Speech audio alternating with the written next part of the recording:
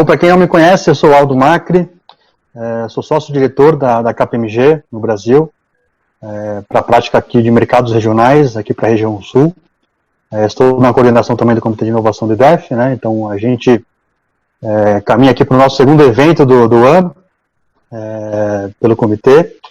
Gostaria de agradecer também à Job Home, na pessoa do Ricardo Galdino, que é a empresa que patrocinou o nosso comitê nesse ano e proporcionou, né, a gente conseguir implementar as nossas iniciativas de eventos. No último evento que aconteceu em maio, a gente falou bastante sobre a questão da inovação, né, durante a pandemia e o pós-pandemia, né, como as empresas de fato vão se transformar, considerando todo esse contexto. Na semana passada, né, tivemos o evento do Comitê de Finanças. Eu trago um pouco aqui também foi falado muito dessa questão, né, da digitalização, o quanto isso tem elevado também, né, elevado a quantidade de processos de M&A, investimentos em empresas de tecnologia, IPOs, né, acho que está também em total conexão com esse tema que a gente escolheu hoje.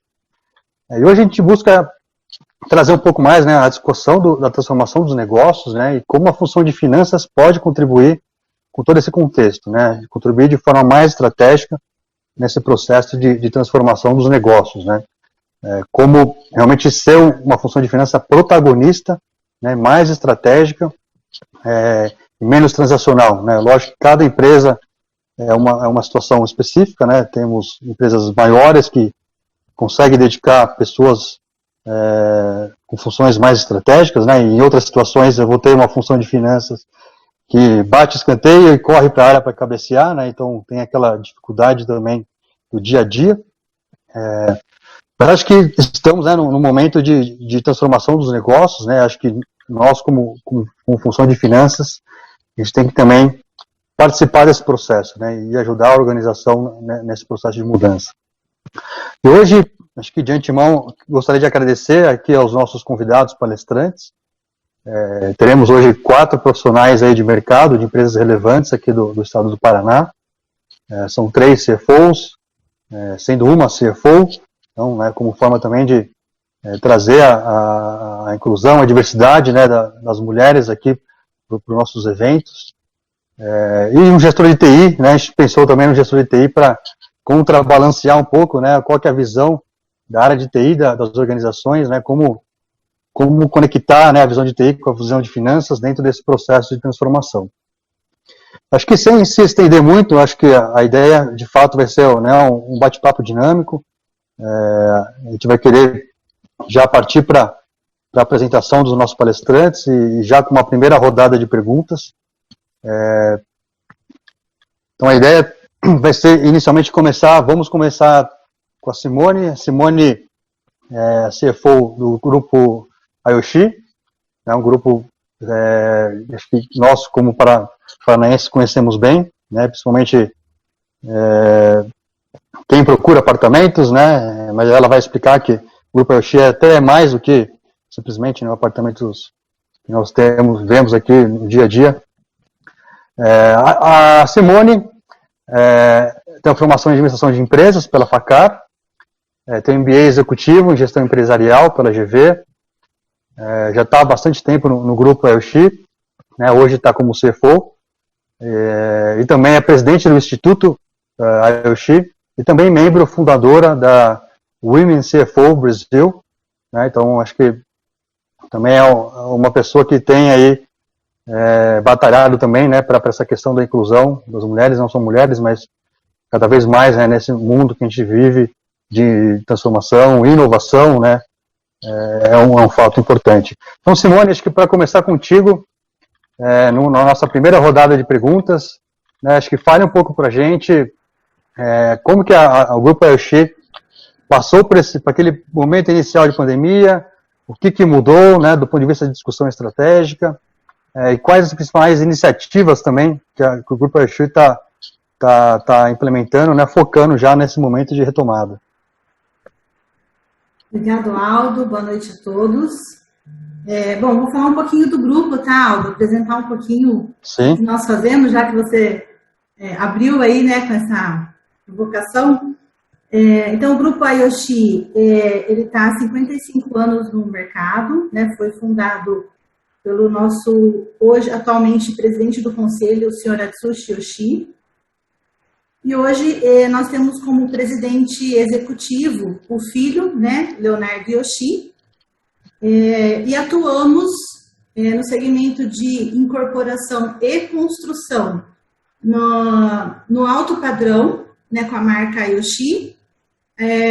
Atuamos em Londrina, Maringá, Curitiba e Campinas. Mas temos uma marca também que chama Eticom, que atua no segmento de primeiro imóvel. Essa marca, ela atua aí com imóveis de 140 mil até 400 mil reais. Então, é o primeiro imóvel de entrada aí, né, do público que está começando. Atualmente, nós temos incorporações em Londrina, Presidente Prudente, Cambé, que é aqui numa região metropolitana de Londrina, e estamos entrando agora em Maringá, com a marca Eticom. Futuramente aí estamos, né, programando aí a expansão da marca dos produtos também para Curitiba e Campinas, em todas as regiões onde atuamos. O Grupo Ayoshi também trabalha com construções industriais. Então, atuamos também na construção de escolas, templos religiosos, indústrias, tá? Indústria automobilística, farmacêutica, hospitais também, tivemos algumas construções. Hoje estamos bastante posicionados na construção de papel, indústrias de papel e celulose. Tá? Então, um pouquinho da nossa história aí. Então, falando um pouquinho aí da pandemia, né? Esse era um ano aí que nós já vínhamos de uma crise, né? Mais uma no segmento imobiliário de 2018.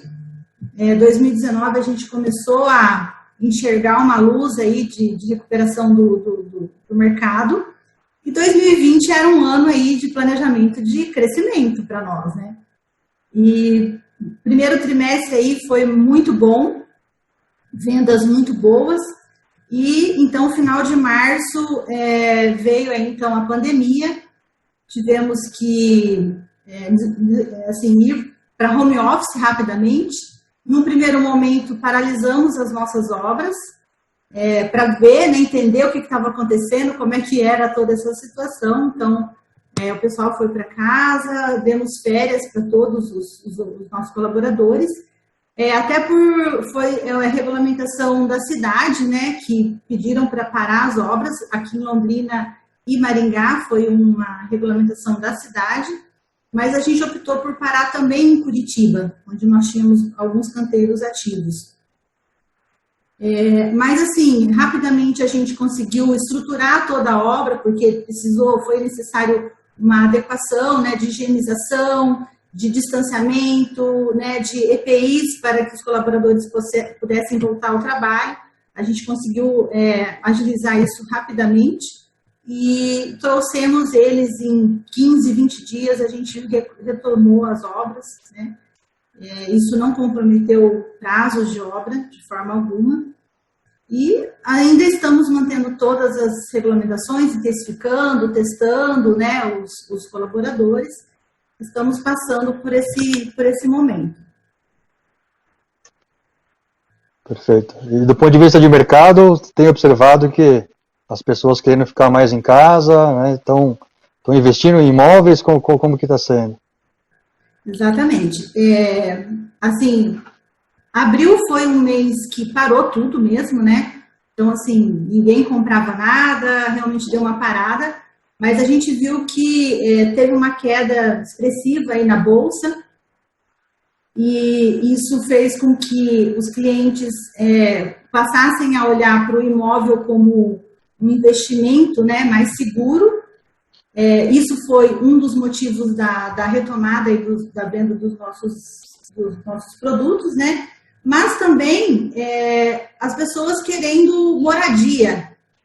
Aumentar o espaço, ter um home office mais confortável. Então, assim, tudo que a gente tinha de estoque pronto, vendemos aí no mês Abril, maio, junho foram meses muito bons para a gente de venda, tá?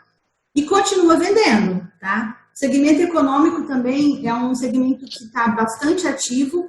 Aí a gente fala, o motivo disso foi a queda representativa de juros, né? Então teve a redução da taxa Selic e, consequentemente, uma movimentação dos bancos também nas taxas de juros de financiamento. Então isso possibilitou com que algumas pessoas que não enquadravam no perfil de renda lá, né, no cálculo lá de avaliação, aí ela passou a ter acesso à aquisição do imóvel.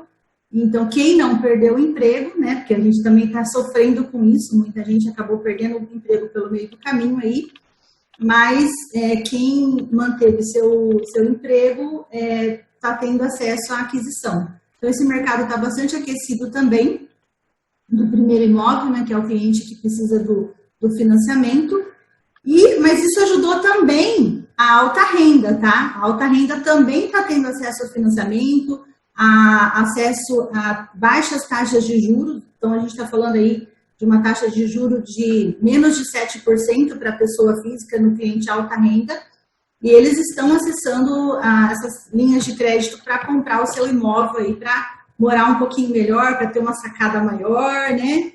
Então, tá bem movimentado esses produtos aí de alta renda. Legal, Simone, obrigado. E voltamos daqui a pouco, hein? Okay. Agora eu vou chamar o Marcelo de Azevedo, que é CFO do Grupo Boticário. Marcelo é formado em Economia pela Unicamp, com especialização em Gestão pelo IESE. Tem mais de 20 anos de experiência aqui na área financeira, tendo boa parte da sua carreira em indústria multinacional, com 10 anos, inclusive, com vivência fora do país. E há 5 anos está no Grupo Boticário, né, como CFO, então passando a atuar no varejo brasileiro. Foi responsável por toda a área de finanças do grupo e também é co-líder da MUS, que é uma unidade de negócio para serviços financeiros, né, que oferece, entre alguns produtos, né, adquirência em cartões. Então, Marcelo, conta um pouco para a gente aí como que foi esse processo de pandemia e como está sendo essa questão da retomada do Grupo Boticário, né? Vocês que já pensavam em digitalização, né, dos negócios, mas como que foi? Conta um pouquinho para a gente, por favor. Legal. Obrigado, Aldo. Boa noite para todo mundo. Muito obrigado pelo convite. Estou super feliz de estar aqui. Falando rapidinho do grupo, acho que o grupo não necessita tanto de apresentações, né? A gente fala muito dos nossos produtos, a gente está na casa de todos vocês, espero, assim, né?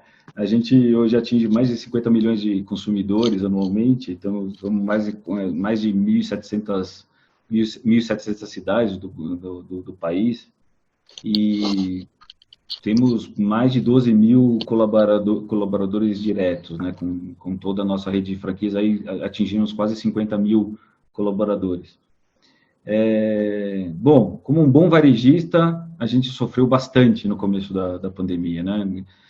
Podem imaginar como a gente foi doído para todos nós, fechamos todas as nossas lojas. A última semana de março foi talvez aquela mais impactante, onde a gente decidiu, através de toda a nossa rede de franquias, de fecharmos todas as nossas lojas, né? E acho que, como bom varejista, isso é uma frase que a gente usa muito lá internamente, como bom varejista, a gente tem que ser otimista. E naquele momento, na última semana de março, a gente definiu 5 grandes prioridades para o grupo, e que foram muito ligadas à estratégia já existente. Então, a gente não girou o transatlântico, né? A gente só acelerou em algumas direções. Acho que a primeira prioridade foi assegurar a saúde e a segurança de todos os nossos colaboradores internos, de todos os nossos parceiros, inclusive, né, de todas as nossas franquias, de todos os nossos fornecedores, e até de nossos consumidores, porque efetivamente foi um tema muito importante e continua sendo para o grupo. Acho que a segunda prioridade foi como mitigar o impacto econômico disso, né, com todo um faturamento que caiu drasticamente, rapidamente. Uma terceira prioridade, o grupo, acho que todos conhecem, é uma das maiores redes de franquia do país, é a maior rede de franquia de perfumaria do mundo, com mais de 600 parceiros diretos nessa nossa jornada, e é uma rede de franquias bastante, diria, é uma cadeia de valor bastante integrada. Então, a gente tem franqueados exclusivos, tem fornecedores com grande participação nas vendas nossas, né?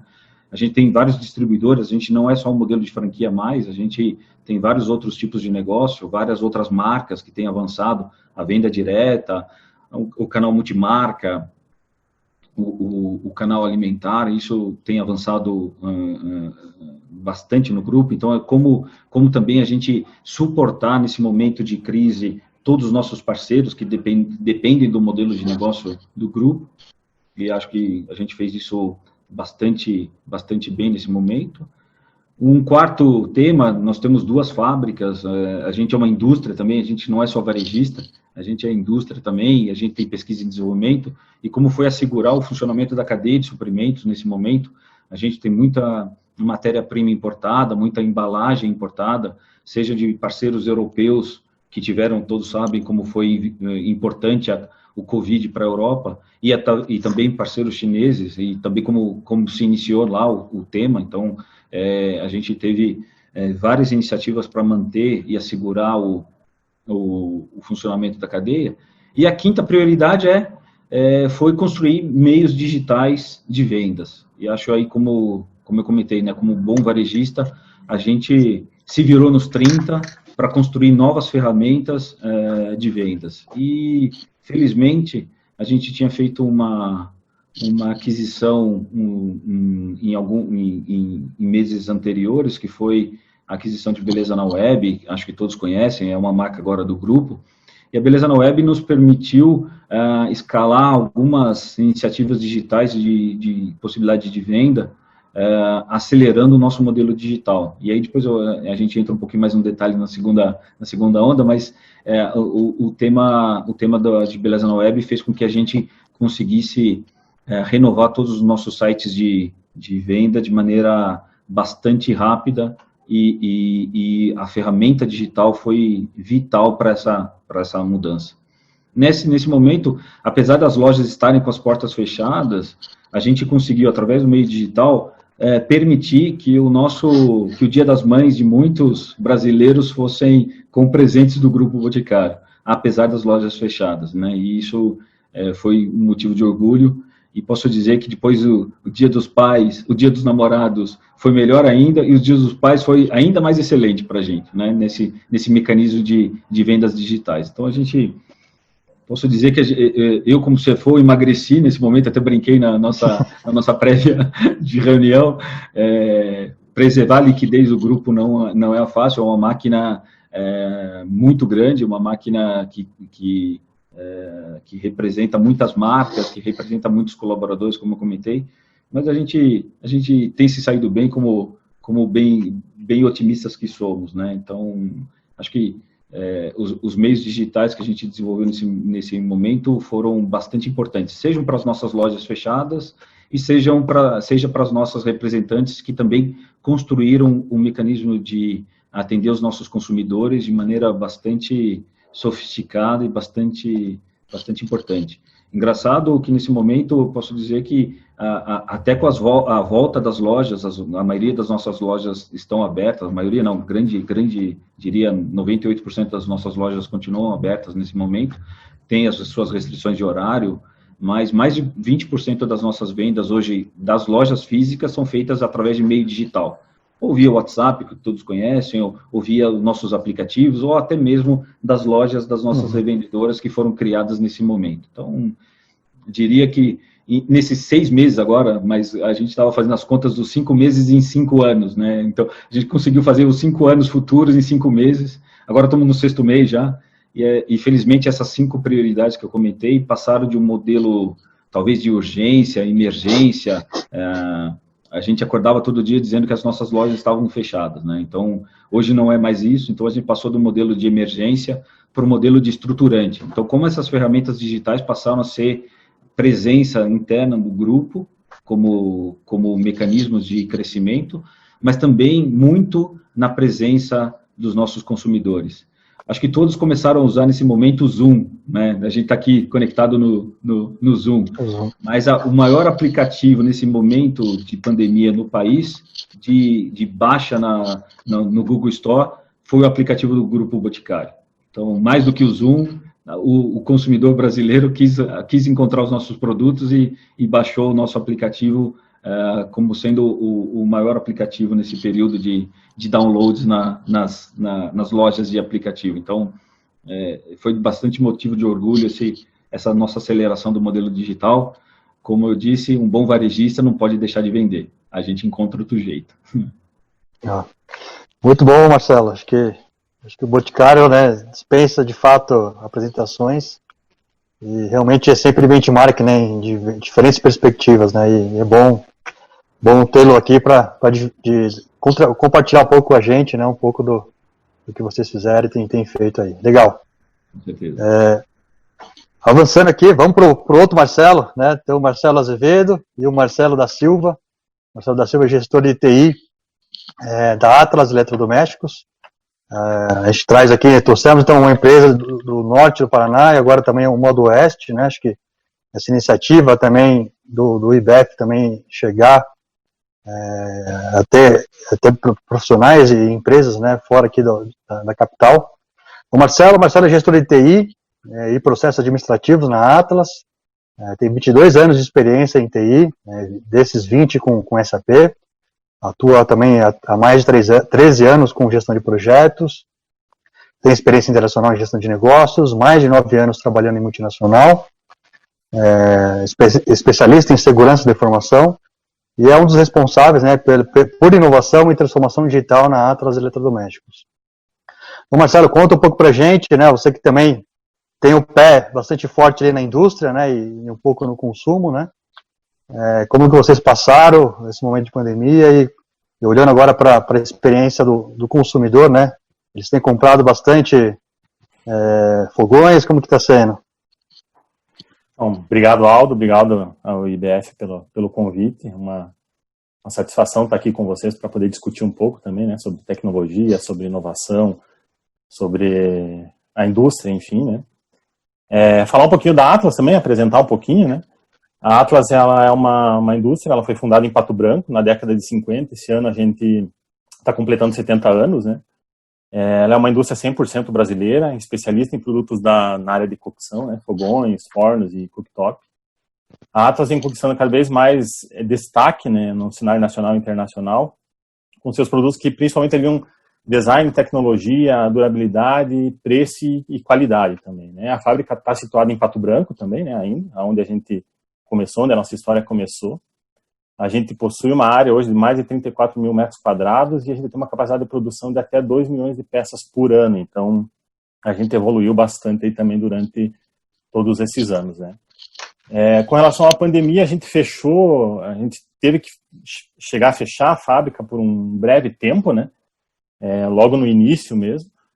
O mês de abril realmente não foi fácil, acho que não foi fácil para ninguém, né. Mas a pandemia também trouxe coisas boas para a gente, né.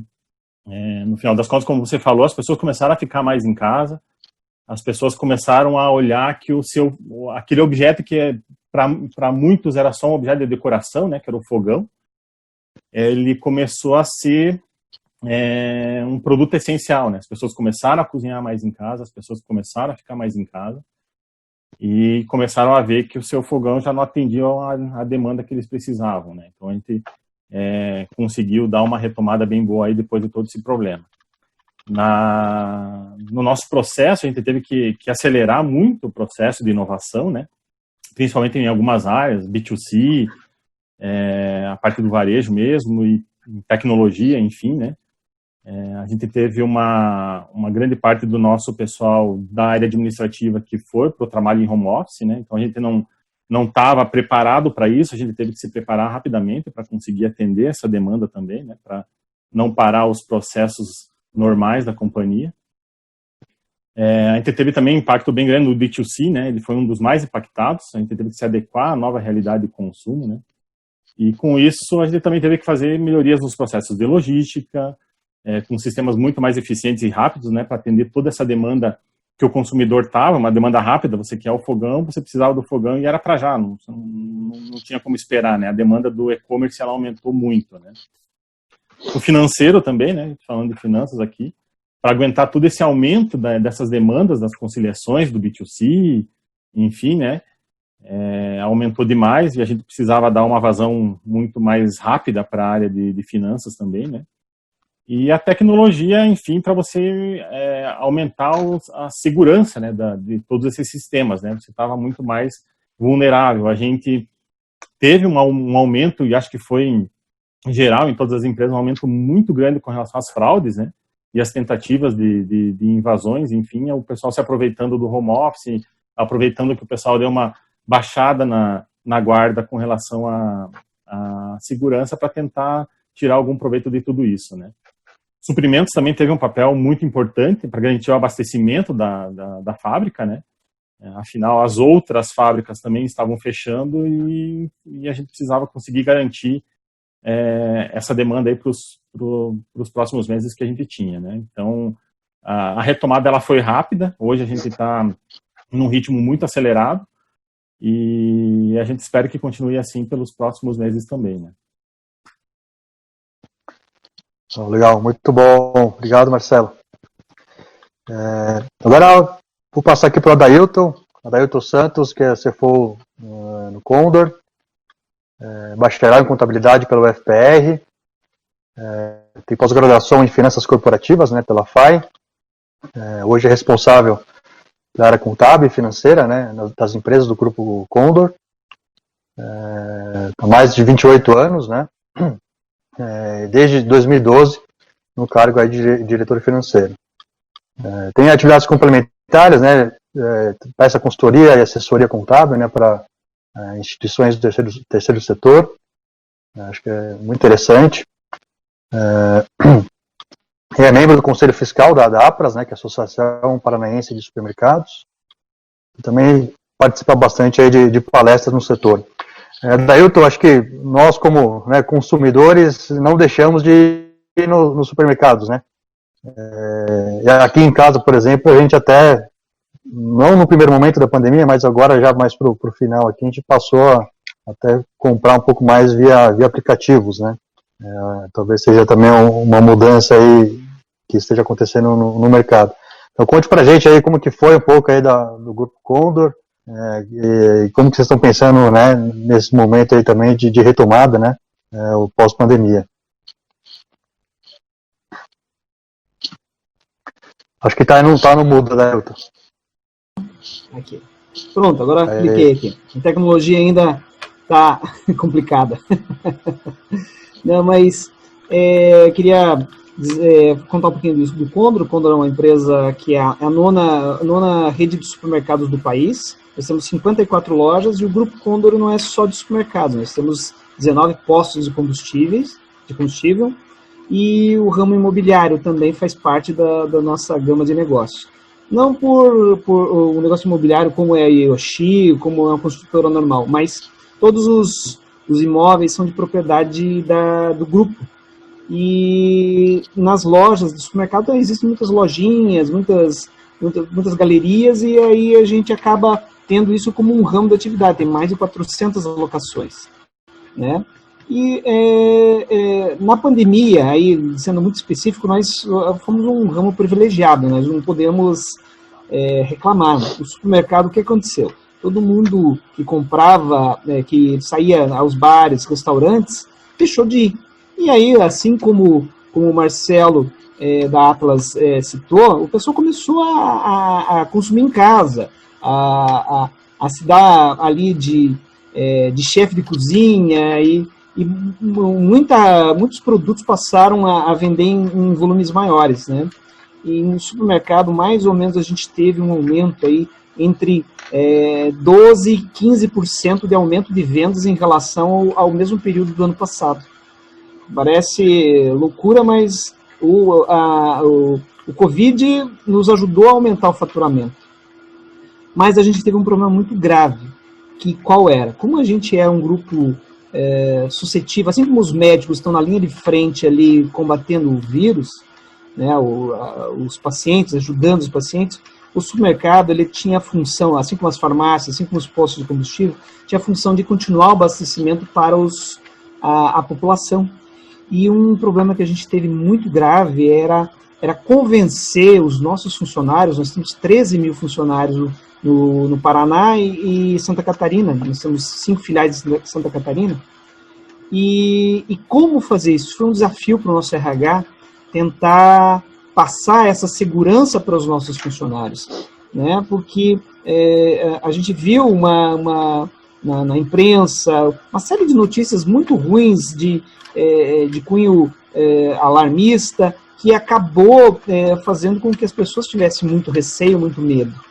Então, nós tivemos um problema de absenteísmo e de pessoas que tinham uma dor de cabeça e já imediatamente se afastavam. Foi terrível.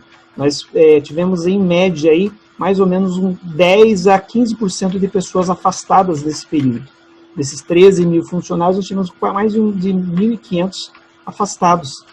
E aí era um grande desafio para o RH. E o que nós fizemos? Nós tentamos, passamos máscaras, o álcool em gel, mas principalmente nós compramos testes de Covid. Nós temos uma empresa que inclusive é uma HiLab, o nome dela, e eles têm um teste de Covid, e nós adquirimos vários testes deles e passamos a aplicar esses testes naqueles funcionários que tinham algum sintoma do Covid. E aí a gente conseguia selecionar bem, a gente conseguia afastar quem realmente estava e quem não estava, porque tem um efeito psicológico muito grande, né? Assim como a Simone falou, a área de RH, principalmente a parte de psicólogos, teve que ser acionada para estar contatando todo esse pessoal, porque o medo tomou conta. Então, foi muito difícil. E aí, na outra ponta, o que fazer? Porque muitos dos nossos clientes, o Condor tem 46 anos, tinham uma idade avançada, acima de 60 anos, e não podiam mais fazer compras. O que eles tínhamos que fazer? E nós não tínhamos um delivery. E em 3 semanas, nós começamos lá pelo dia 15, 16 de março, lá por volta aí do dia 10, 12 de abril, no máximo, a gente já estava com o delivery funcionando. A gente batizou ele de Compra em Casa. E realmente a gente foi muito, muito feliz em contratar um site especializado, que é de fácil acesso, tranquilo para se fazer a compra, e conseguimos atender essa demanda que foi muito necessária, né? E a gente chega hoje, está vendendo aí, fazendo mais ou menos aproximadamente 1.000 entregas por dia em todas as nossas lojas da rede. Nem todas as lojas têm entrega, nós selecionamos das 54, 36 lojas para fazer a entrega. Mas é um desafio logístico, assim como o Marcelo do Boticário falou, um desafio logístico, né? A pessoa para separar, pessoa para achar qualidade, a entrega, faltou produto, não era isso que eu queria, então foi uma dificuldade muito grande.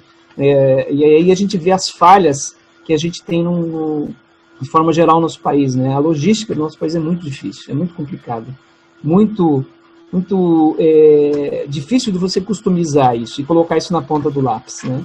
Então, o Covid para nós foi um período em que a gente pôde faturar mais, mas gastou bastante também, né, para se aprimorar na entrega, né, dos produtos no Condor em Casa e na higienização das lojas. Nós, aqui na administração, por mais ou menos umas 5 ou 6 vezes, nós fizemos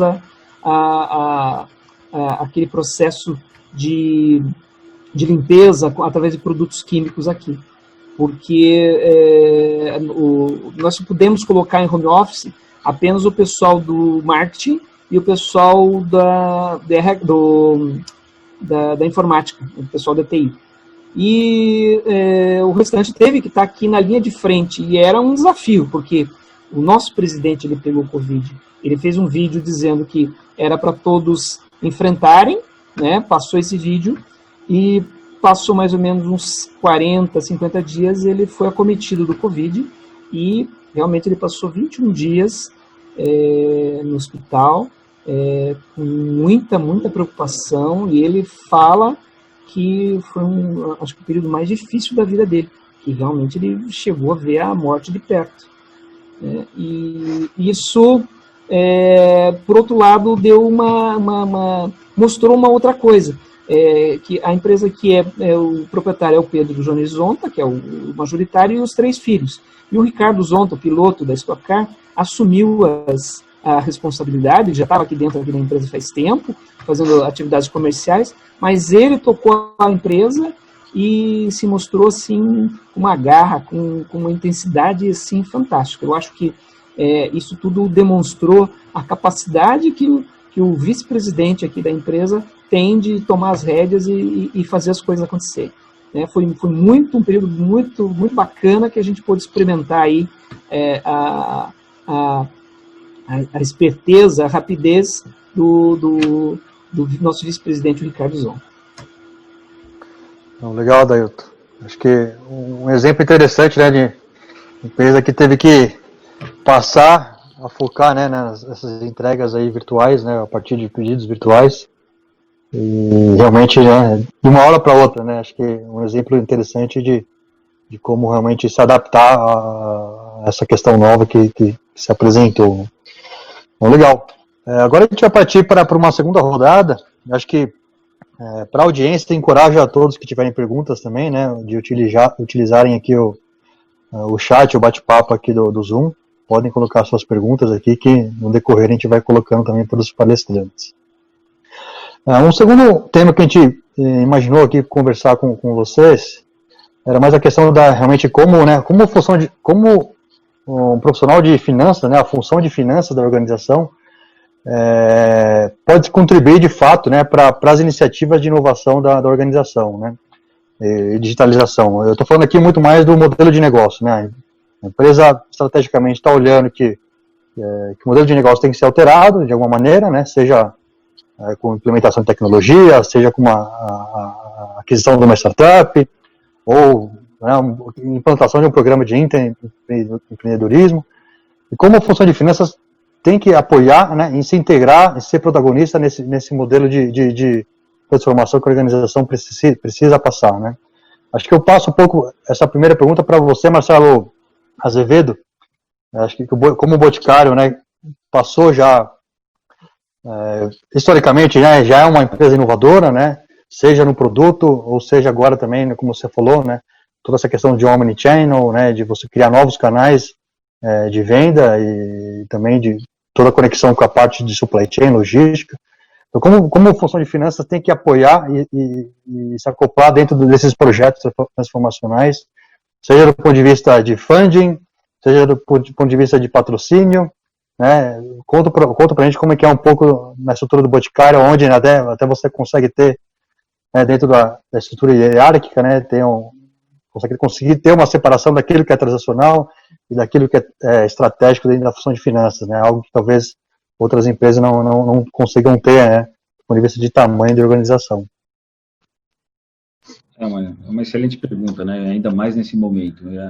Acho que a primeira coisa que todo CFO tem que ter é uma ótima interpretação do seu papel, né? E acho que a interpretação que eu faço sobre a função do CFO é de preservar a agenda de crescimento. Então, preservar a agenda de crescimento é o primeiro aspecto importante da nossa função. Nesse momento, e é uma história do grupo, né, a gente é bastante inovador na construção de marcas, bastante inovador no nosso processo de operations, né, de operações, seja na conexão da nossa cadeia de valor com os franqueados ou com os nossos representantes e com os nossos distribuidores, mas a gente tem que inovar também nessa agenda da formatação dos canais, né, na maximização dos nossos canais de venda. E acho que a primeira coisa, associada a essa agenda de crescimento e uma agenda que o grupo tem de inovação, é como redirecionar um orçamento bastante grande que a gente tem para essas iniciativas, né? Então, ter uma velocidade, uma flexibilidade, onde eu diria que o orçamento ele passa a ser dinâmico, aquele orçamento construído talvez no final do ano anterior, no começo do ano, que parecia ser a tábua de gestão do grupo, ele tem que ser meio que jogado para cima e ter talvez algumas novas redirecionamentos tendo em vista as novas iniciativas. Felizmente, a estratégia do grupo, ela se demonstrou, inclusive no momento do Covid, uma estratégia vencedora. Então, como eu comentei, a gente não teve que girar lá o transatlântico para mudar a rota do nosso caminho, né, do nosso caminho estratégico. O que a gente teve que fazer foi uma aceleração. E a aceleração se passou por focar nos produtos digitais, acelerar esses produtos digitais, e mais do que alocar orçamento, talvez uma das coisas mais doloridas para um CFO é dizer assim, nem tudo vai dar certo. Nem todos os investimentos passam por um resultado positivo. E aí acho que é uma agenda que todo CFO tem que ter agora de ter uma leitura de quase uma venture capital, investir recursos talvez em coisas que não vão ter resultado tão imediato, tão de curto prazo. Essa é uma agenda muito difícil de ser avaliada, onde o payback de uma operação, né, a famosa payback, o retorno sobre um investimento, ele pode se dar em longo prazo. Muitas das iniciativas, elas não têm mais retorno direto, né? O custo, acho que é uma das frases, um dos termos mais utilizados hoje no mercado, que é o custo de aquisição de um consumidor, ele não passa mais só por um resultado direto das suas vendas, e sim por uma criação de uma audiência, de uma frequência de uso, ou uma frequência de consumo, que pode ser que em um canal ele não seja tão lucrativo, mas no todo passa a ser muito importante. Acho que o grande desafio nosso é de passar a ter lucratividade e rentabilidade de canais, produtos, para lucratividade, rentabilidade gerenciada pelo consumidor. Ou seja, o consumidor é lucrativo, o consumidor está feliz, o consumidor é contente com a marca, a lucratividade passa a ser lida no consumidor e não nos nossos produtos, nos nossos canais somente, né? Eles também são importantes, a gente lê a lucratividade e rentabilidade de um canal, lucratividade e rentabilidade de um produto, mas mais do que isso o quanto de satisfação a gente gera no nosso consumidor final. Na nossa agenda, dentro do grupo, eu olho a lucratividade, a margem gerada por um produto, mas a gente também olha a NPS do consumidor, o quanto um consumidor é promotor das nossas marcas. Isso tem um valor que ele não está no livro contábil, mas ele está na geração de valor futura de cada marca. Então, a gente fez uma série de iniciativas dentro do grupo, e nesse momento até de redução de liquidez, redução de budget, a gente fez investimentos que tinham muito mais conexão com o futuro e muito menos com o curto prazo, né? É já uma ideia do grupo, a gente tem uma frase famosa, cunhada há muito tempo, que a gente não olha o resultado do quarter, a gente olha o resultado do quarter de século, os 25 próximos anos do grupo. Isso faz com que a gente tenha iniciativas de geração de valor de longo prazo e não de curto prazo. Então, as leituras hoje dos nossos resultados passam o lifetime value, né? A geração de valor que um consumidor faz com a marca, que é benéfica para o grupo, benéfica para o consumidor, mas de longo prazo. A leitura do que é o curto prazo para o grupo é importante, sempre vai ser, e a gente, falamos que o longo prazo é uma sucessão de curto prazos, mas é muito mais importante essa leitura hoje de longo prazo do que aquela de curto prazo. É claro que eu estava no final do mês vendo a liquidez do grupo, a rentabilidade das vendas, o crescimento das vendas, mas foi ainda mais importante hoje a geração desse NPS. Nesse momento de crise, a leitura foi que a gente, das nossas 50 milhões de consumidores, diria, felizes com a marca, a gente, nos canais de venda digitais, a gente teve um incremento de 75% de consumidores que não faziam parte do grupo como consumidores. Então, 75% das nossas vendas digitais trouxeram novos clientes. Novos clientes com novas necessidades, que foram atendidas talvez por novas marcas do grupo, que não eram tão conhecidas naquele momento. Isso eu quero dizer que o portfólio de produtos do grupo é tão amplo que conseguiu atingir talvez todas as classes de consumidores, todos os gostos, todas as necessidades, né? Acho, a gente estava falando, né? Todo mundo começou a cozinhar mais em casa, isso, os nossos parceiros aqui, todos se aproveitaram disso, mas todos os produtos de higiene e limpeza continuaram sendo uma grande necessidade para todo mundo, né? Então, a gente não deixou de ter essa necessidade. Mas como ler isso, né? Quais são os produtos? Aqui o Marcelo, o meu xará, falou do fechamento da fábrica e como isso impactou. E as nossas fábricas, nesse momento, foram de aceleração, porque a gente foi um grande produtor de álcool em gel nesse momento, né? O grupo produz álcool em gel, e isso foi de vital importância, tanto para abastecer os nossos CDs, para abastecer as próprias fábricas, mas abastecer quase 5 mil pontos de venda. Em cada loja a gente tem mais de 8 atendentes, né? Então são 40 mil pessoas precisando de álcool em gel diariamente, e o consumo, a gente fez o cálculo lá, é bastante importante, né?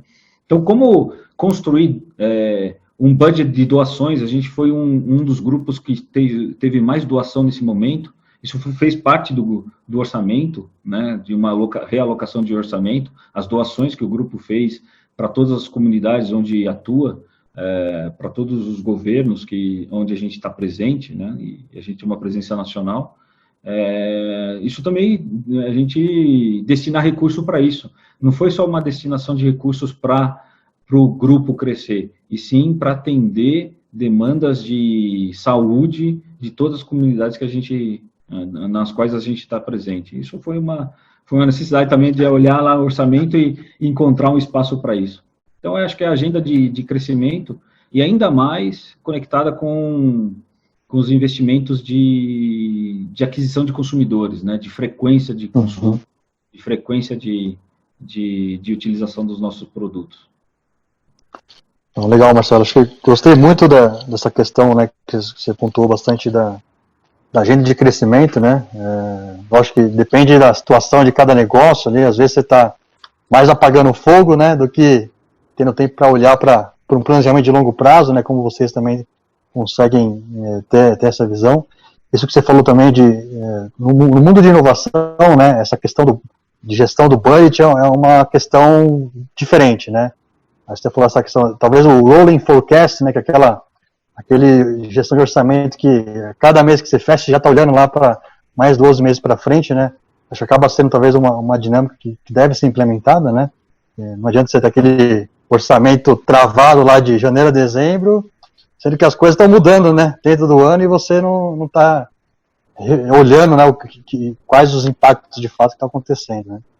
E essa questão do cliente, né, acho que por muitos anos as empresas se focaram na inovação no produto, mas o próprio Marcelo Datas também comentou bastante disso, que você tem que olhar de fato o cliente, né, qual que é a jornada de consumo, o que ele quer, né, e essa questão do CAC, né, do custo de aquisição do cliente, e trazer isso para dentro do negócio e como trabalhar nisso, acho que é essencial de fato para conseguir a transformação, né, do negócio e conseguir ter esses 75% de clientes novos que até então, né, você não tinha, né, acho que é exatamente o resultado desse investimento, dessa visão. Legal. A gente está avançando no tempo, e acho que a ideia aqui, talvez para a gente aproveitar as perguntas que estão vindo aqui pela audiência, eu vou passar para a pergunta da próxima rodada. A próxima rodada que a gente tinha planejado aqui seria com o Marcelo da Silva. Acho que eu ouvi um pouco da visão de TI, né? Acho que, como a gente até brincou aqui, né, no ensaio ontem, né, o patinho feio aqui entre os CFOs, né, o nosso gestor de TI. Como que fica a TI, né, olhando toda essa questão de... Sempre ocupado. Sempre ocupado. Sempre, Marcelo. Marcelo da Silva, que a gente até conversou no passado, né? A Atlas está passando por esse momento de transformação. Né, acho que é um processo que acho que toda a diretoria, todas as gerências, né, estão passando também por um momento de entender o que é essa nova economia, né? E como está se dando isso dentro da Atlas, né? Você no papel de TI e ao mesmo tempo, né? Às vezes tendo que captar o funding ali, né? O orçamento da área de finanças para poder colocar os projetos em curso, né? Como que se dá nesse dia a dia da organização e como que você vê, né, a melhor integração possível da área de finanças com TI? Aldo, é fato que, como a gente falou, né, as coisas se aceleraram, né? A transformação digital está acontecendo aí em todos os ambientes de trabalho, né? E é preciso enfrentar esse período, esse tempo com muito planejamento. A gente não pode deixar isso de lado, porque isso pode se tornar uma peça-chave contra a gente mesmo, né? As novas tecnologias de automação, digitalização, transformação digital, enfim, eles estão aí para a gente utilizar elas a nosso favor, né? A favor da eficiência da gestão e principalmente para simplificar os processos que a gente tem hoje. A tecnologia já não é mais um plus, né? É uma ferramenta essencial para as organizações e ela já está incorporada em tudo. É visível que nos últimos anos a adoção dessas tecnologias, né, fez com que a área de finanças, os CFOs, enfim, deixasse de ocupar aquela posição mais técnica, né, e mais processual e para se tornar verdadeiros parceiros, né, e aliados da área de tecnologia, principalmente das empresas, né. E agora é o momento que a gente está vendo de levar essa inovação a um novo patamar, né, para que a gente dê condições e empoderar, enfim, dar maior empoderamento a todas essas pessoas, né, para que a gente consiga ter informações mais precisas, com maior qualidade, né. E, lógico, que a gente tem os softwares, enfim, que geram relatórios, gráficos, e tem outros recursos, né, que permite a área de finanças, aos CFOs, transformar esses dados que a gente tem hoje de uma forma muito grande, né, a gente tem muito dado, a gente gera muito dado hoje, em insights que realmente tenham algum valor, né, que sejam realmente valiosos, que sejam certeiros para o processo de tomada de decisão dos executivos, né? Esse é o nosso papel, esse é o papel da tecnologia, né? E é fundamental que a gente aprenda a lidar com essas ferramentas de automação que estão carregadas de tecnologia, de inteligência artificial, data science principalmente, né? E é lógico que para que a digitalização da área de finanças dê certo, as empresas precisam conhecer os obstáculos que a gente precisa passar, né, para essa implementação. A gente tem que saber também quais são as maiores deficiências processuais, principalmente. Na minha opinião, o processo é o centro do sucesso de qualquer transformação digital e qualquer inovação, né? Se você realmente não mapear e não souber como o teu processo funciona, você vai acabar fazendo toda essa digitalização de forma equivocada e de forma errada, né? Você não vai conseguir ter o sucesso e o resultado que você espera no final, né? Então, eu vejo principalmente o aliado, né, o CFO e a tecnologia como aliados para que a gente consiga tocar esses processos, né? Principalmente trocar esses processos manuais por processos digitais e automatizados, né? E principalmente para aquilo que o Marcelo, meu xará, falou lá no início, para que a gente consiga mostrar um retorno sobre esse investimento, né? Que muitas vezes a gente não consegue mostrar isso, né? Muitas vezes esse retorno ele demora para aparecer. Então, e finanças, e o financeiro, ele quer o resultado, ou ele quer o quanto eu vou ganhar com isso, né? O quanto eu vou deixar de perder com isso. E muitas vezes esse número ele não vem de uma forma muito rápida, né? E não tão clara, né? Às vezes você ganha no processo, você ganha numa venda aqui, numa venda ali, e você consegue, dessa forma, mapear melhor tudo isso e conseguir mostrar realmente quais são os ganhos que a companhia tem com tudo isso, né? Muito bom, Marcelo. Acho que, de fato, né, essa integração é essencial, né? E às vezes, né, até como finanças, às vezes tem projetos, né? E às vezes até fica parado no TI, né? Mas que também passa isso por uma transformação da própria área de TI, né? Acho que a TI também, na mesma questão que a gente estava discutindo aqui, né, de ser menos transacional e mais estratégico, né? Acho que não só para a função de finanças, mas para a função de TI também, cada vez mais, né? Pensar também como inovar, né? E separar, né, o que é aquele grupo de chamados que eu tenho ali do dia a dia, mas E do outro lado, também eu preciso pensar também nessa agenda de crescimento, né? Essa agenda. Mas acho que é isso mesmo. A TI, ela tem um viés muito mais processual e técnico, né? Mas é o que você falou, acho que a gente entrou num patamar de que a TI é a grande responsável, ou se não a grande responsável, a grande alavancadora da transformação nas companhias, né? A área de negócio, ela pensa do seu lado, ela pensa só na área de negócio, né? E a gente tem que levar um pouco de tecnologia, às vezes é difícil, não é fácil, te confesso que não é fácil. Muitas vezes você levar um software inovador, um processo inovador para uma área de negócio, mas a gente tem que fazer o esforço e tem que fazer o nosso papel de conseguir alavancar isso dentro dos departamentos e das empresas, né? Porque senão, no final, acaba estourando na própria TI, né? Os problemas que os departamentos têm, eles acabam estourando sempre num chamado, como você falou na TI, num processo diferente que você tenha que fazer, enfim. Se a gente não ajudar, a gente acaba pagando por isso também, né? Legal. Bom, acho que conectando um pouco com o que você falou, Marcelo, aí, um pouco do que a gente tem recebido aqui de alguns questionamentos no chat. Aí eu passo para você, Simone, um pouco do que é a função de finanças, né? Tem buscado, como o Marcelo comentou aqui, de buscar ferramentas, né? A gente tem N tecnologias hoje cada vez mais acessíveis, né? Estou falando desde um RP em nuvem, né? Que é uma nova onda que vai vir aí de transformação do RP.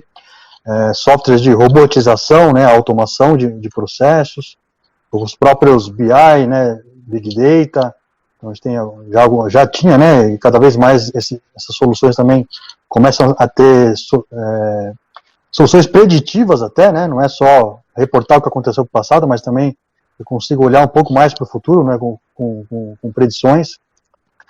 Então, eu queria ouvir um pouco de ti, como que tem sido isso no Grupo IoT, se vocês têm buscado por soluções de tecnologia para a função de finanças especificamente. Bom, vou falar um pouquinho desse momento que a gente passou aí de pandemia, que a gente fala aqui dentro que nós fizemos em 3 meses, que talvez nós fôssemos fazer em 3 anos, pelo menos, né? No mínimo em 3 anos. Então, nós já vínhamos trabalhando, pelo menos há 2 anos, num processo de digitalização de processos, trabalhando um pouco mais a informação de forma bastante ativa, mas assim, dando os passos conforme o mercado ia andando, né? E quando veio a pandemia, a gente conseguiu rapidamente ir para home office, toda a nossa parte aqui do escritório, né? A gente conseguiu irmos todos para home office. Nós já tínhamos trocado todos os equipamentos dos colaboradores, inclusive o pessoal de obra. Então, a gente conseguiu uma comunicação bastante fluida de reuniões, de análise de dados, e o próprio trabalho, o RP, então fluiu de forma bastante tranquila para que a gente pudesse irmos todos para home office. O legal é que a gente já estávamos também fazendo algumas vendas no processo digital, tá? Então, vocês imaginam vender imóvel no processo digital, né? Então, 100% online, com visita de decorado 360 no site, atender o cliente tudo pelo canais eletrônicos, simular propostas, assinar contrato, tudo pelo digital, sem presença física, tá? A gente já estava fazendo isso com os clientes da Eticom, são clientes mais jovens, mais descolados, que já gostavam disso, mas a gente teve que virar essa chave também para a IoT, para os clientes um pouco já mais maduros, né, que às vezes não são tão familiarizados com a tecnologia, mas isso fluiu super bem e a gente conseguiu tratar nossas vendas dessa forma. O legal é que a gente também teve a questão dos nossos parceiros, né, de cartórios e os próprios bancos também indo para essa mobilização, né, de aceitar os contratos assinados digitalmente, toda a documentação eletronicamente enviadas para que a gente pudesse também acelerar os processos. Tá? Então, teve essa movimentação aí que a gente já vinha demandando dos nossos parceiros para que a gente atuasse dessa forma. Nós temos uma atuação bastante forte aqui dentro da empresa também na questão de projetos, que hoje já está tudo dentro de canais eletrônicos, todo o planejamento de desenvolvimento da obra, evolução, a gente já trata dentro do BIM, que é um sistema que planeja, que projeta toda a obra. E assim, olhando um pouco mais para a área financeira, a gente, o que preocupa bastante, que a gente vem trabalhando, são as questões da informação, tá? Da gente tratar a informação dentro de um processo, né?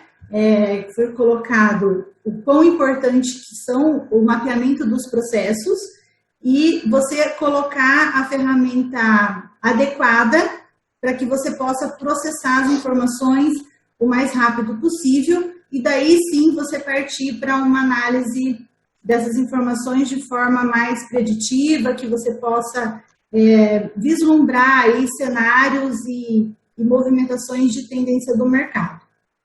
Então, a gente opera fortemente nessas movimentações, tá? Então, a gente já vem implantando alguns processos com robotização, a gente já tem RPA implantado em alguns processos, a gente vem trabalhando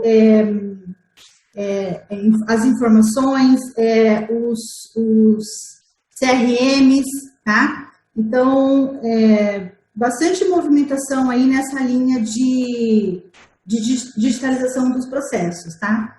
Quanto a sistemas em nuvem também, a gente vem fazendo essa movimentação, acho que é uma grande tendência, agiliza bastante a informação e a segurança também das informações processadas, né? Agilidade. O que chama atenção bastante também nesse período, a gente partiu de um orçamento, né, que tínhamos feito lá de crescimento, de uma movimentação bastante intensa para esse ano. Normalmente, nós já fazemos de 2 a 3 forecasts durante o ano, isso é normal no nosso segmento, tá?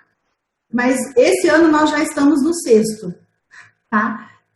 E a partir de abril até setembro, nós já fizemos 6, né? Então, quer dizer, fizemos mais de um durante um mês, no mesmo mês, né? Então, assim, está mudando muito rápido.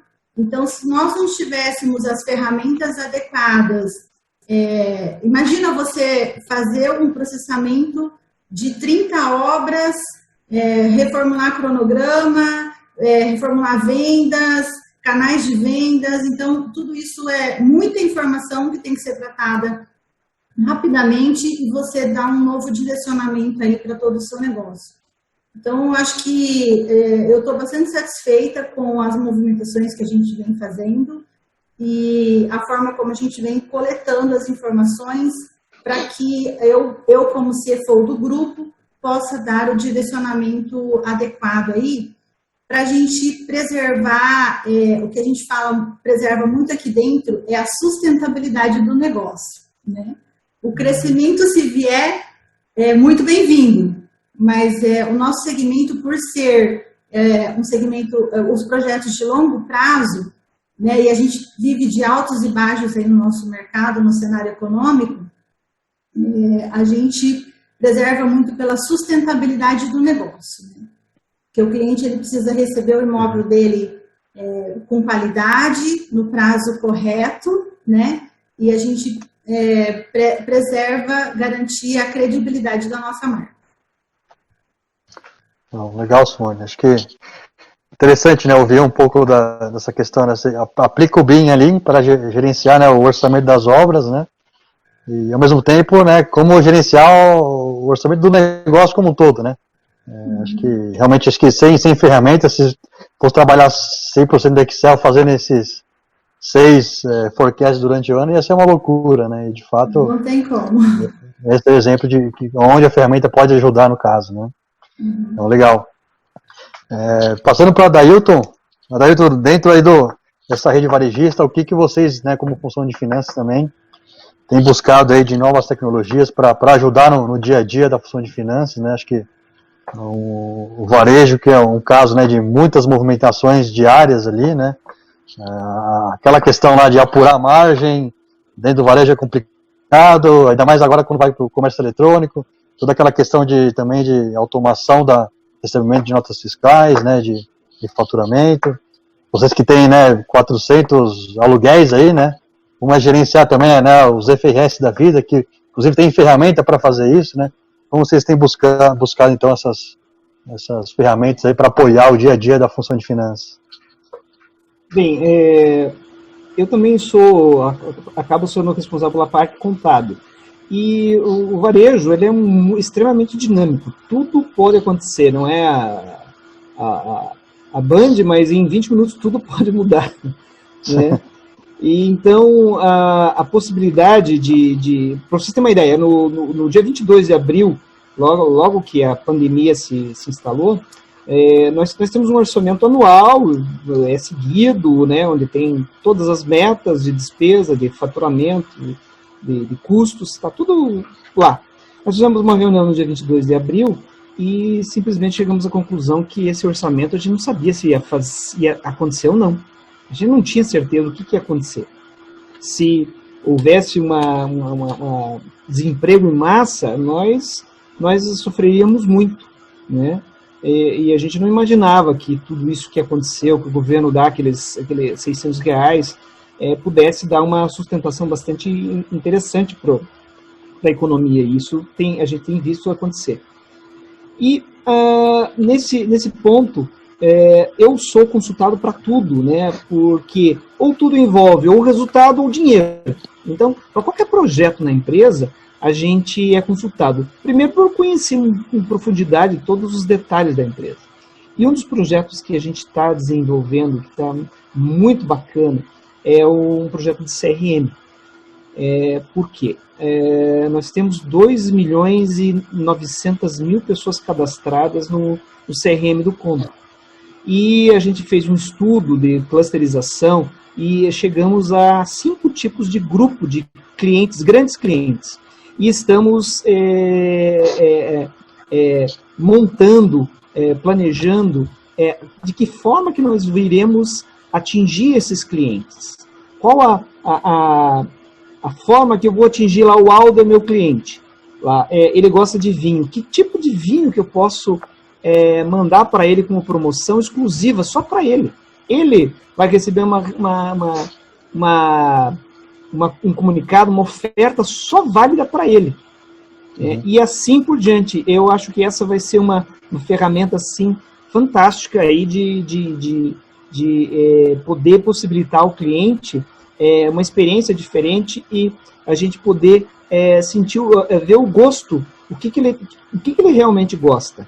Né? Então, nós temos os dados desses 2.900.000 clientes, nós sabemos a frequência dele, nós sabemos exatamente o que ele compra, os dias que ele compra, o horário que ele compra, a gente sabe onde que ele mora. Então, pela algumas ferramentas do Google, a gente pode saber se ele mora, se ele vem de carro ou vem de a pé pelo tempo que ele demora para sair da casa dele. Então, a gente tem uma série de ferramentas que a gente pretende colocar no app. A gente já tem o Clube Condor já em ação, né, com algumas possibilidades para o cliente, que são a de desconto no produtos ou o dinheiro de volta, né, que é o cashback. Só que nós montamos o primeiro plano de cashback amarrado com o fornecedor. Que geralmente os planos de cashback você tem um desconto e você pode usar o desconto para qualquer produto. Esse não, esse ele está amarrado ao fornecedor. Você compra um vinho, né, da Porto a Porto, por exemplo, fazendo propaganda deles, e você tem um desconto de R$10. Esses R$10 você pode utilizar na próxima compra de vinho da Porto a Porto, exclusivamente. E assim por diante, algumas promoções da Lever, da Nestlé, da BRF, de N fornecedores. Isso a gente tem observado assim, uma atenção muito especial do cliente. E em função desse app que nós estamos montando, assim como muitas empresas estão, nós vamos colocar várias funções nele. Nós vamos colocar funções de débito, de crédito, de compra de vale transporte, de compra, aqui em Curitiba, das vagas de estacionamento, do Star, para compra de cartão, para cartão telefônico. Vamos colocar a possibilidade de pagamento de boletos. Então, nós estamos nos preparando para a modalidade do Pix, que vai entrar agora em novembro. Será uma revolução nesse país. Não vai ser uma revolução muito rápida, mas o Pix vai transformar, pelo menos, a gente só tem 30% das pessoas bancarizadas ainda. 70% não tem bancos. Então, o Pix vai possibilitar um simples toque no celular, para o mobile, no smartphone, você fazer uma transferência a qualquer hora, a qualquer dia da semana, domingo, 2 horas da manhã, você lembra que está devendo para o Aldo. Você vai lá e transfere para o Aldo o valor que você quiser, né? Eu acho que inicialmente vai ter um limite, né? Isso tudo coordenado pelo Banco Central. Tem 57 países que adotaram já esse modelo. O Brasil está iniciando, né? Existe uma gama muito grande e a gente quer entrar nisso, quer ter a possibilidade de ter um super app, né? Inclusive a parte dos postos de combustível, que você possa fazer a compra simplesmente apresentando o QR Code e debitando na sua conta, facilitando bastante a tua experiência, o teu tempo ali, porque o tempo é dinheiro e a gente precisa facilitar a vida dos clientes. E olhando nesse ponto é o que a gente está trabalhando agora, né? Nesse super app, no Pix, para que a gente possa embarcar tudo numa ferramenta. E isso tudo, a área de finanças, né, a parte financeira é de suma importância, né? Você tem que ver se esse projeto a longo prazo para de pé. Ao contrário do que a Simone falou da Yoshi, nossos projetos eles têm que ser rápidos, porque o volume de informações, o número de clientes, a necessidade de capital de giro da empresa é imensa. E o oxigênio do supermercado é o lucro. Ele precisa ser lucrativo, porque senão ele não para de pé. Nós hoje temos um faturamento que, se em 3 meses a gente deixar de faturar, nós passamos de lucro para prejuízo em 2 anos. Né? Então, eu precisaria 2 anos de lucro para recuperar o prejuízo de 3 meses sem faturar. Então, é muito detalhes o varejo supermercadista, né? E a gente tem mais 2 fatores. Nós temos ainda os nossos fornecedores, a gente precisa linkar com eles, né? Para ter uma estrutura de logística, de entrega no nosso CD, do CD entregar na loja, para que o consumidor tenha aquele produto que ele deseja, né? Isso tudo é feito por programas próprios. Nosso RP é próprio, que fizemos um programa através de uma parceria com o pessoal da Universidade Federal do Paraná. Fizemos um programa de algoritmos que faz a previsão da venda futura. Eu não faço a reposição da mercadoria pelo que vendeu, mas sim pela previsão daquilo que eu vou vender.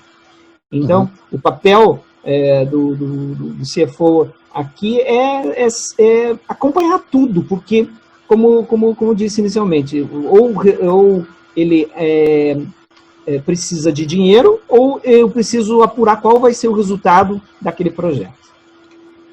Legal. Adailton, acho que na sua explicação aqui você acabou até respondendo uma das perguntas que a gente recebeu aqui da Carolina de Biage, essa questão, né, de eu transformar o meu negócio, de ser mais estratégico, mas e também envolver os fornecedores, né? Acho que foi uma das perguntas. Você falou tanto dessa questão do cashback, que também tenha esse link com o fornecedor. E essa questão agora, né, dessa previsão de venda atrelada também à possibilidade do fornecedor estar enxergando isso e estar agilizando, né, a entrega da mercadoria para o seu CD ou para as lojas diretamente. Né? Acho que, de fato, né, a inovação e a área de finanças também tem que estar olhando também para a integração, né, com fornecedores, inclusive, né. E aí outra pergunta que veio aqui também, durante a sua fala, você comentou muito do CRM, acho que se aplica também a Simone, que falou também do CRM, é a observância aí do compliance da LGPD, né, acho que foi sancionado aí na sexta-feira passada, se eu não me engano, então acho que a LGPD, né, num projeto de CRM é totalmente aí necessário, né, do ponto de vista agora de compliance e de proteção de dados, acho que é mais um aviso aí para se observar.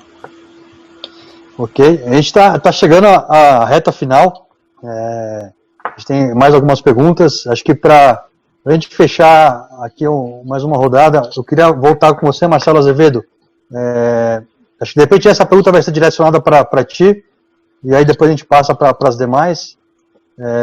Como que o Grupo Boticário, né, tem observado e tem bebido, né, da fonte desse ecossistema de inovação, né, que tem se aparecido, acho que aqui em Curitiba, no Paraná como um todo, a gente tem vários vales, né, de inovação.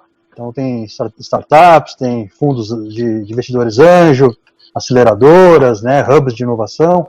O quanto que o Boticário tem experimentado isso, né, seja dentro lá, até visitei recentemente aí o Botilab, né, que também é uma iniciativa de vocês, mas o quanto que o Boticário tem olhado para fora, né, dentro do que se fala muito de inovação aberta para trazer novas formas de gerir o negócio ou de criar novos negócios. Como que vocês têm observado esse movimento de ecossistema de inovação? Eu acho que o primeiro conceito importante sobre esse tema é que a gente passa de um conceito de competição para um conceito de cooperação. E o conceito de cooperação faz com que a gente busque, talvez em lugares não tão óbvios, aquilo que pode ser o fator de crescimento, o fator de sustentabilidade do modelo de negócio. A gente, até por termos a MOS internamente, eu considero a nossa fintech, né, ela já tem um pouco de idade, já tem mais de 7 anos, mas ainda tem a sua jovialidade no lançamento de novos produtos.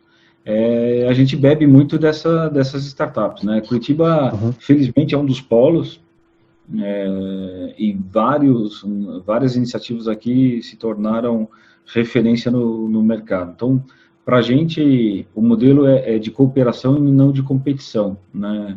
Seja no ambiente de lançamento de novos produtos, seja na leitura por exemplo, de tendências de consumo.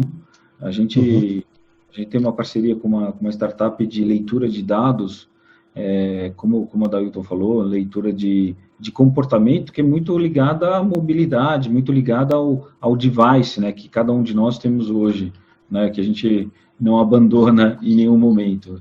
E, para você ter uma ideia, nesse momento a gente conseguiu ter a leitura no mercado brasileiro da frequência de banho, por exemplo, se ele aumentou ou diminuiu com o Covid.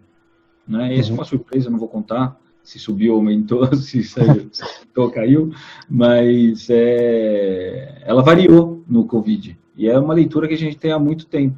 Então, até hábitos de banho podem ser lidos hoje através de startups que fazem essa leitura de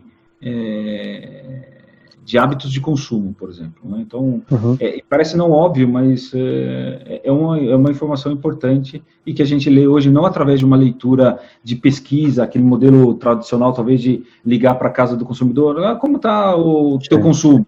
Né? Na verdade, hoje você consegue fazer isso de maneira muito mais digitalizada e muito mais massiva. Acho que, antigamente, todo o pessoal de marketing se valia de pesquisas, o famoso focus group, né, as pesquisas de colocar alguns consumidores numa sala e fazer as perguntas óbvias para o consumidor. Hoje você não precisa fazer isso, né? Hoje você lê através de metadados essa informação, então é muito mais sofisticado. Acho que outro tema que tem trazido para a gente internamente é como a tecnologia não transforma o CFO não naquele famoso knowledge broker, que eu chamo. Ou seja, é o detentor do conhecimento. O conhecimento tem que estar permeado dentro da organização. Ele ele é de responsabilidade do CFO, mas não é de propriedade do CFO. Essa é uma diferença vital. E os meios digitais têm trazido isso de maneira mais veloz, né? A informação tem que estar na ponta, a informação tem que estar com quem decide, e isso não tem que tocar a campainha lá da porta do escritório do CFO para saber como estão indo as coisas, né? Isso é de tal importância que isso esteja na mão daquele que toma a decisão. Isso a gente também tem feito através de startups, a gente tem feito através de mecanismos agora de internalização, de parcerias, como eu comentei, não óbvias,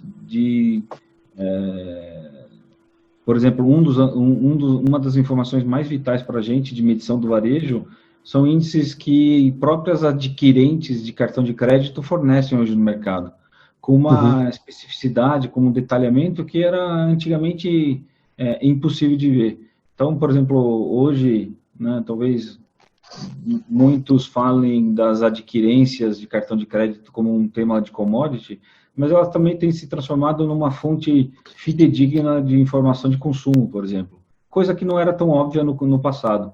Então, hoje a gente tem medições com esse nosso footprint geográfico aí, mais de 1.800 cidades. A gente tem a informação hoje das 1.800 cidades como está indo o consumo, e não o consumo de cosméticos, consumo em geral. Acho que todos nós sabemos que o grupo além de ter perfume, tem presente, né? A gente é mais conhecido como presenteável do que uma perfumaria. Então, saber como são as datas de vendas na época de datas comemorativas, ou as vendas nesse período, ela é muito vital, né? E hoje, talvez, cada vez mais os presentes são não tão óbvios, né? Cada vez mais a gente tenta inovar nos presentes. Então, a gente avalia as startups, inclusive aqui do nosso estado, como sendo grandes parceiras. E às vezes até, em certa medida, são concorrentes do modelo de negócio, mas isso não significa que não podem ter elementos de parceria. Acho que tem vários casos aí no país e no mundo de grandes concorrentes em algum campo de atuação que são parceiros em outros campos. Isso a gente tem procurado bastante e tem nos servido de grande valia na nossa agenda de negócio. Bom, muito bom. A gente já está com o horário estourado, 8 horas agora em ponto. A gente tinha mais uma pergunta aqui, que também conectava com uma pergunta que a gente tinha previsto. Vou fazer mais no ponto de vista se todo mundo concorda ou não concorda, né? Mas a questão de pessoas, né? Acho que a gente falou muito de transformação de negócios, tecnologia, mas a gente tem que olhar também para as pessoas, né? Seja no momento da pandemia, né? De como preservar vidas, né? Deixar todo mundo cuidado. Ao mesmo tempo de a gente olhar, né? Como se desenvolver para o futuro, né? A gente como função de finanças ou função de TI ou qualquer outra área da organização, né? De fato a gente vem passando aí por momentos de transformação também nossa, né, de experiências, né, de aprendizados, de novas habilidades. E acho que queria só fazer uma pergunta para ver se todo mundo concorda, né, que de fato hoje para tocar uma área de finanças eu preciso estar olhando para essas novas habilidades e novas questões que se aparecem aí no novo mercado, né. Acho que não vou passar a pergunta para todos, mas só para ver se todos concordam que de fato temos que olhar para essas novas habilidades que estão se aparecendo. Né? Com certeza. Perfeito. Acho que eu gostaria de agradecer a todos aqui, acho que por dividirem esse momento conosco, né? Acho que em nome do IBF, em nome do Comitê de Inovação, acho que foi uma satisfação enorme tê-los com a gente. Acho que empresas relevantes aqui para o nosso estado. Agora eu passo a palavra aqui para a Milena, para fazer o encerramento formal. Mas obrigado e espero que nas próximas reuniões nós nos encontramos novamente e trocamos mais ideias. Obrigado. Milena? Famoso mudo, né? Famoso mudo, vai no automático. Obrigada, Aldo, obrigada, Marcelo Azevedo, Marcelo Silva, Simone e Adailton. Acho que foi uma belíssima discussão. Muito bacana ver várias perspectivas, né, de vários setores diferentes aí do nosso mercado, é muito rico. E eu deixo aqui, antes de dar uma boa noite final, 4 convites, né, para todo mundo aí que está com a gente essa noite. O primeiro, como eu falei, o evento, né, do Comitê de Desenvolvimento de Executivos, na próxima terça, dia 29/9, falando em capital humano, né, Aldo, que eu acho que só falar de capital humano já valeria um outro encontro como esse, de tão rica que é a discussão e a necessidade realmente dessa transformação, e acho que o Comitê de Desenvolvimento de Executivos traz um pouco isso na próxima semana, então convido a todos a participarem. No dia 29/10, né, daqui 30 dias após terça, o Prêmio Equilibrista, como eu disse, acho que vai ser um evento imperdível, convido a todos também a participarem, né, informações ali, inscrições no site do IBF, a responder a nossa pesquisa de satisfação, né, que todo mundo, assim que desligarmos o Zoom, todos receberão aí um link para responder a nossa pesquisa, e se associar ao IBF, aqueles que ainda não são associados, convido a todos a participar desse grupo, né, dessa comunidade aí que tem realmente como missão desenvolver o nosso mercado e colocar esse tipo de conexão, de networking aí cada vez mais vivo. Ok? Muito obrigada pela participação de vocês, a todos aí que estão nos assistindo, e boa noite a todos. Obrigado, boa noite a todos. Tchau, tchau. Obrigado pela oportunidade, né?